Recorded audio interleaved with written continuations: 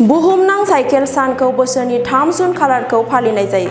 बे सानखौ बिफां-लाइफां आरो आबहावाखौ मोजां लाखिनो थाखाय साइकेल सालायनो गोसो होनायनि मोनसे मख'जाथाव सान होनना फालिनाय जायो। इउनाइटेड नेशन्स जेनेरेल एसेम्बलिआ 3 जुनखौ बुहुम साइकेल सान होनना लाबोदोंमोन।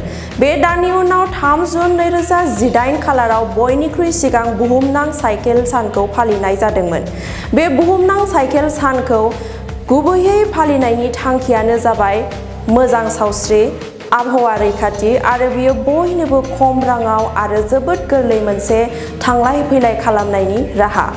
बे बुहुमनां साइकेल सानजों लोब्बा लाखिनानै 7 जुन 2026 मायथाइयाव दिनै वर्ल्ड बाइसाइकेल डेजों लोब्बा लाखिना दिनै क'क्राझार साइ स्टेडियामाव साइकेल सालायनायजों लोगोसे योगा खालामनाय, जुम्बा मोसानाय बायदि हाबाफारि बानजायदों।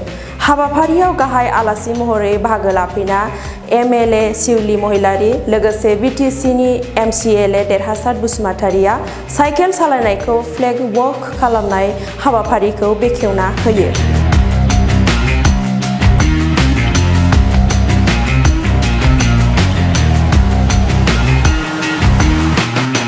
हाबाफारिया जोबोद मोजां जादों। गथ'फोरखौ जोङो एनकारेज खालामनाय जादों। बे साइकेल सालायनांगौ। साइकेला खालि माबानिल' नङा, लेजार टाइमाव सालायनायल' नङा जे जोंहा गोदो गोदाय दाबो इभेनखि गामियावहाय साइकेल सालायनानै मानसिया बे गामिनिफ्राय बे गामियाव थाङो, नङा होमबा? बे साइकेला जाहैदों बिराद इम्परटेन्ट बुस्थु, इम्परटेन्ट बाहन।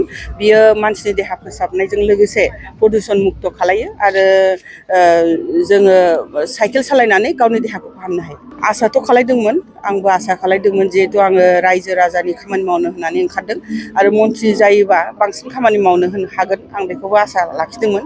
खिन्थु देरहानाया रायजोनि आशीर्बादाव देरहायो। रायजोआ दिनैहाय आंनो दले बले भट होदों आरो सेस्टाखौ आंहा खालायनांगौमोन। खारन आङो रायजोनि आसा लानानै देरहालांनाय मानसि, गतिके आङो रायजोनो मोनसे उपहार होनो सानदोंमोन मन्थ्रि हिसाबै, जाहाथे आङो बिसोरनि थाखाय खामानिखौ मावनो हायो। दा होनाय होयैया हाइकमान्ड जोंनि पार्टिनि प्लास एनडिएनि जाय लिडार बिसोरनि हाइकमान्डनि खोथा। बाहाय रायजोआबो जेबो खालामनो हाया बा आंथ' सेस्टा खालायदों बा आंबो जेबो खालायहैनो हाया। खिन्थु आं आसाबादि उनाव जाहाथे आङो माबाफोर सुबिदा मोनो। आरो लोगोसे आं बेनो जे जिहेतु एमएलए हिसाबै आङो दारायदों, एमएलए हिसाबै जेसेबां खामानि मावनांगौ आं मावगोन आरो नोंथांमोनहा सिगाङाव नुबाय थागोन आं बेसेबां खामानि मावो। जेसेबां एमएलए फान्डनिफ्राय जेसेबां सफैयो बेखौ आङो रायजो राजानि थाखायनो मावजोबगोन। आरो लोगोसे आङो प्रत्येकटा प्राइमारि प्रत्येकटा ब्लकआव गिदिंनो नागिरदों एबारहाय, जिहेतु आंहा आखायाव बहुद टाइम दं। बाजेटआ जोंना जुलाइआव जागोन। दा बे मासाव आं गिदिंगोन अबे बबे जायगायावहाय जोंहा पाब्लिकनि लामा सामा जायाखै, स्कुल न' जायाखै बा इरिगेसन बा बबेबा दै खुरख'नाय बेफोरबायदिखौ आङो लिस्ट खालायजोबदों आरो बेफोरखौ फारियै आं मावलांगोन। सानडे अन साइकेल বা সাইকেল ডে প্ৰত্যেক সানডেত যদি এবাৰ সাইকেল চলালে তো এটা অভ্যাস হৈ যায়। আৰু সাইকেল চলোৱাটো অকল চলোৱাৰ নামত চলোৱা নহয়, সাইকেল চলোৱাটো এটা ফিজিকেল এক্সাৰচাইজ হয়। আৰু আমাৰ সাইকেলৰে যদি অভ্যাস হয় তেতিয়াহ'লে আমাৰ যিটো প্ৰাকৃতিক গেছ, যিটো আমাৰ পেট্ৰলিয়াম, যিটো আমাৰ লাহে লাহে শ্বৰ্টেজ হ'বলৈ আহিছে, ইয়াৰো ছেভিংছ হয়। তো हर आधा घंटा हर रस एक क्या बोलता है মানে এইটো এটা স্বাস্থ্যৰ এটা দোষ।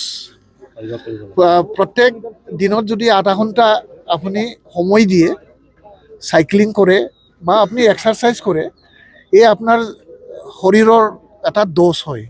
সেইটোকে এইটো মনত ৰাখি আজি আমি সবে যদি সাইকেলৰ অভ্যাস কৰে, নিজৰ স্বাস্থ্যৰ প্ৰতি খুব নজৰ ৰাখি, বৰ্তমানৰ যিটো পলিউশ্যন, ইয়াৰ লগত স্বাস্থ্যৰো যুঁজ হৈ গ'ল আৰু অৰ্থনৈতিকভাৱে এটা স্বাৱলম্বী হোৱাৰ এটা সমাজক এটা প্ৰশিক্ষণ দিয়া হয়। সেইটোকে আহ্বান জনাইছোঁ, সবে অভ্যাস কৰক।